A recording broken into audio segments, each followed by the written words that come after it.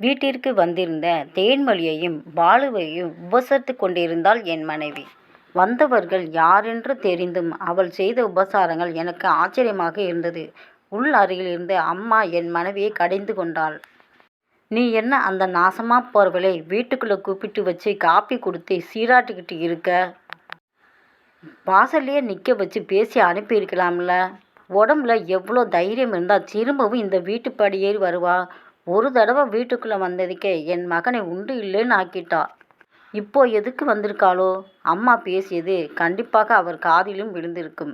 ஆனால் விழாதது போல சமாளித்து கொண்டார்கள். அவன் அதுதான் பாலு, எல்லாவற்றையும் உனக்காக பொறுத்து கொள்கிறேன் என்பது போல பார்வை பார்த்தான். ஒரு நொடியில் டிபன் எடுத்து வாரேன் என்றாள் என் மனைவி. ஐயோ, அதெல்லாம் ஒன்றும் வேணாம். நாங்கள் வரும்போதே சாப்பிட்டுக்கிட்டு தான் வந்தோம்.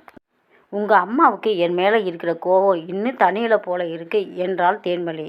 அவள் கழுத்தில் புதித்தாளி எப்படி தனியும்? அவள் செய்தது சாதாரண விஷயமா? சம்பவம் நடந்து கிட்டத்தட்ட 3 மாதங்களாகியும் இன்னும் அக்கம் பக்கத்தில் இருப்பவர்கள் எங்களை கேலி பேசி வருகிறார்களே. உங்களுக்கு புரிய வேண்டுமானால் ஆரம்பத்திலிருந்து சொல்ல வேண்டும். என் பெயர் கிருஷ்ணன். தேடிச்சோறு தினம் தின்று பல சின்னஞ்சிறு கதைகள் பேசும் சராசரி மனிதன். அப்பா கிடையாது, அம்மா மட்டும்தான். அப்பா சர்வீஸில் இருக்கும்போது இறந்ததால் அந்த வேலை எனக்கு கிடைத்தது. எனக்கு கூட பிறந்தவர்களும் யாரும் இல்லை. இந்த நிலையில் தான் அம்மா எனக்கு பெண் பார்க்க ஆரம்பித்தாள். எனக்கும் பல கனவுகள், ஆசைகள் இருந்தன. என் வருங்கால மனைவி அப்படி இருக்க வேண்டும், இப்படி இருக்க வேண்டும் என. ஆனால் அம்மாவிடம் ஒன்றும் சொல்லவில்லை. அம்மாவும் நல்ல படித்த பெண்ணாகவே பார்த்தாள். ஒன்றில் மட்டும் நான் உறுதியாக இருந்தேன். அதாவது எந்த பெண்ணை முதலில் பார்க்கிறேனோ அதே பெண்ணை கல்யாணம் செய்து கொள்வது என்று. பெண்ணை பார்த்து வேண்டாம் என்று சொல்வது காட்டு மிராண்டித்தனமாக எனக்கு பட்டது. அம்மாவுக்கும் என் யோசனை பிடிக்கவே அவளும் ஒத்துக்கொண்டாள். போட்டாவிலேயே பல பெண்களை வேண்டாம் என்று சொல்லி படிப்பு போதாது என்று சில பெண்களை தள்ளி கடைசியில் தேன்மொழி என்ற பெண்ணை பெண் பார்க்க அழைத்து சென்றாள் அம்மா. எனக்கு அவளை பார்த்த முதல் பார்வையிலேயே பிடித்து போனது. டிகிரி முடித்துவிட்டு ஒரு ஆபீஸில் வேலைக்கு போய் கொண்டிருந்தாள் அவள்.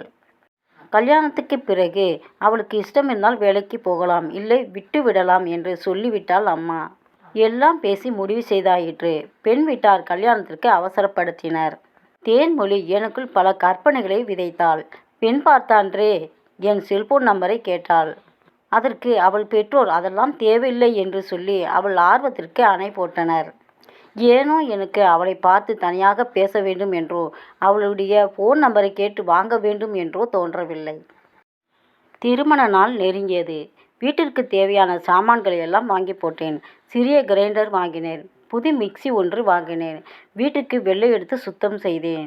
அம்மா கேலி செய்தாள். என்ன பண்ணுற, தடபுடல் எல்லாம் பார்த்தா பொண்டாட்டியே கதின்னு ஆயிடுவ போல இருக்கேன்னு சொன்னாள். எனக்கு அந்த நினைப்பே சுகமாய் இருந்தது. எல்லாவற்றையும் அவளிடமே விட்டுவிட வேண்டும்.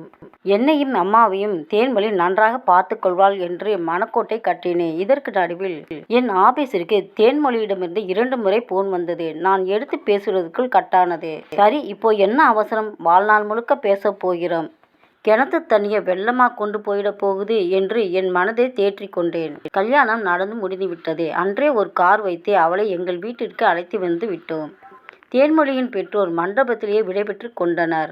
அம்மா மிகவும் உற்சாகமாக முதல் இரவுக்கு வேண்டிய ஏற்பாடுகளை செய்து கொண்டிருந்தாள். நாங்கள் இருவரும் ஓய்வாக எங்கள் அறையில் இருந்தோம். அப்போது அவளுடைய செல்போன் ஒலித்தது. அது எனக்கு ஆச்சரியமாக இருந்தது. நான் என் போனை முந்தின நாளே சுவிட்ச் ஆஃப் செய்து வைத்துவிட்டேன்.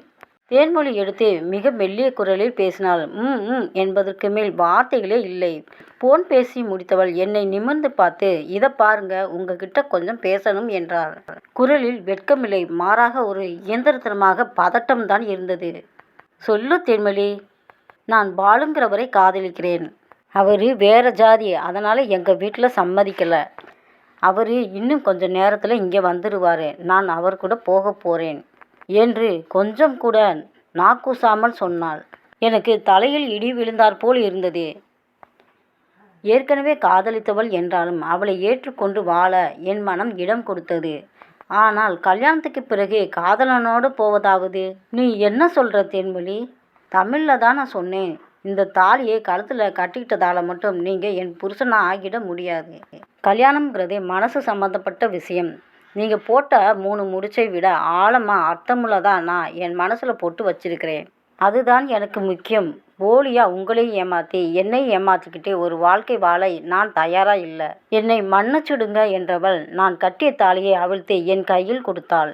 இப்போது செய்வது மட்டும் ஏமாற்றுதல் இல்லையா என்று தொங்கிய கேள்வியை அடக்கினேன். எனக்குள் 1000 கேள்விகள். இந்த கல்யாணத்துக்கு முன்னாலேயே சொல்லியிருக்கலாம் இல்ல. நானே கல்யாணத்தை நிறுத்தியிருப்பேனே. அதில் தான் ஒரு சிக்கல். இந்த கல்யாணம் நின்று போச்சுன்னா எங்கள் அம்மா அப்பா மானத்தை இழந்து வாழ மாட்டோம், தற்கொலை பண்ணிக்குவோம்னு மிரட்டினாங்க. எங்கள் அப்பா சொன்ன மாதிரி செஞ்சிருவாரு மானஸ்தர். அதான் எனக்கு வேற வழி தெரியாமல் இந்த முடிவை எடுத்தேன். அப்போ நாங்கள்லாம் மானங்கெட்டவங்க அப்படித்தானே என்றேன் கோவமாய். ஐயையோ, அப்படி சொல்லலை சார். நீங்கள் எடுத்து சொன்னால் புரிஞ்சுக்குவீங்கன்னு தான் நான் நம்பினேன். ப்ளீஸ் புரிஞ்சுக்கோங்க சார். இஷ்டமில்லாமல் நான் உங்கள் கூட வாழ்கிறதால உங்களுக்கு மனசு கஷ்டம்தான் மிஞ்சும். என் நிலைமை தர்ம சங்கடமானது. எங்களுக்கும் இது அவமானம்தான். வீட்டிற்கு வாழ வந்த பெண் வந்த அன்றே காதலனோடு போகிறேன், ஆசீர்வாதம் செய் என்றால் என்னுள் கோபம் உண்டது. ச்சே, என்ன பொண்ணு இவ! தன்னுடைய சுயநலத்துக்காக மற்றவங்களே பழி கொடுக்குறாளா? போகக்கூடாதுன்னு சொன்னால் என்ன செய்வா? வலுக்கட்டாயமாக ஒரு பொண்ணை இருக்க வைக்க முடியுமா? ஓடி போக மாட்டான்னு என்ன நிச்சயம்? அம்மாவுக்கு என்ன பதில் சொல்ல? யோசித்து ஒரு முடிவுக்கு வந்தவனாக அவளிடம் பேசினான். இதை பாருங்க மேடம், அவர் இங்கே வரட்டும், நானே உங்களை அனுப்பி வைக்கிறேன். ஆனால் ஒன்று, எங்கள் அம்மா கிட்ட இப்போவே இதை சொல்ல முடியாது. நீங்கள் போனதுக்கப்புறம் தான் சொல்லுவேன். ஏன்னா அனாவசியமான கூச்சல் கூப்பாடு எல்லாம் வேண்டாம்னு பார்க்குறேன் என்றேன். அவள் கண்களில் நன்றி பெருக்கு கையெடுத்து கும்பிட்டாள். அவளுக்கு பிறக்கப் போகும் முதல் குழந்தைக்கு என் பெயர்தான் என்றாள். இன்னும் என்னென்னவோ சொன்னாள். எதுவுமே என் காதில் விழவில்லை. மனம் அதிர்ச்சியிலிருந்து மீளாமல் கல்லாக பாறையாக இறுகி கிடந்தது. இனியும் வளர்க்க என்ன இருக்கிறது? பாலு வந்தான். இருவரையும் அனுப்பிவிட்டு அம்மாவிடம் விஷயத்தை சொல்லி அக்கம் பக்கத்தினருடன் கேள்விகளை சமாளித்து கேலி பார்வையை அலட்சியப்படுத்தி அலுவலகத்தில் மௌனம் காத்து, அப்பாடா, நான் பட்ட வேதனை நரக வேதனை தான் போங்கள். இது நடந்து 1 மாதத்திற்கெல்லாம் என் அம்மா வேறு ஒரு பெண்ணை பார்த்து எனக்கு மனமுடித்து விட்டாள். பெண் சுமார்தான், படிப்பும் +2 தான். என் மனதை ஊவாமுள்ளாய் உறுத்தி கொண்டிருந்தாள் தேன்மல்லி. இதோ அந்த தேன்மொழி என் வீட்டில் நன்றி சொல்ல வந்தார்களாம். அப்படியே என் மனைவியையும் பார்த்து போக வந்தார்களாம். மரியாதை கருதி நான் அவர்களிடம் பேசினேன். என் மனைவி தான் ஓடி ஓடி கவனித்து கொண்டிருந்தாள். வந்தவர்கள் கிளம்ப என் மனைவி தேன்மொழிக்கு ஒரு எவர்சில்வர் தட்டு, ரவிக்கை துணி, பூ, மஞ்சள் எல்லாவற்றையும் ஒரு கவரில் போட்டு கொடுத்தாள். அவர்கள் போய்விட்டனர். சரசு, வந்தவங்க யாருன்னு உனக்கு தெரியுமில்ல? அப்படி இருந்தும் ஏன் அவங்களே நல்லா கவனிச்ச? வீட்டுக்கு வந்தவங்க யாரா இருந்தாலும் கவனிக்கணுங்கிறதே முதல் காரணம். அப்புறம் 2வது காரணம் என்று இழுத்தவள் தயங்கினாள். முகத்தில் நாணத்தின் சாயல். சொல்லு சரசு, 2வது காரணம் தூண்டினேன். அந்த தேன்மொழி உங்களை வேண்டாம்னு சொன்னதால தானே நீங்கள் எனக்கு கிடைச்சிங்க. அதுக்கு ஒரு சின்ன நன்றி, அவ்வளவுதான் என்றால் முகம் சிவக்க. தேன்மொழி என்ற ஊவாமுள் மறைந்து சரசு என்னும் பூங்கொடி என் இதயத்தை ஆக்கிரமித்து கொள்ள அவளை அணைத்தபடி உள்ளே சென்றேன்.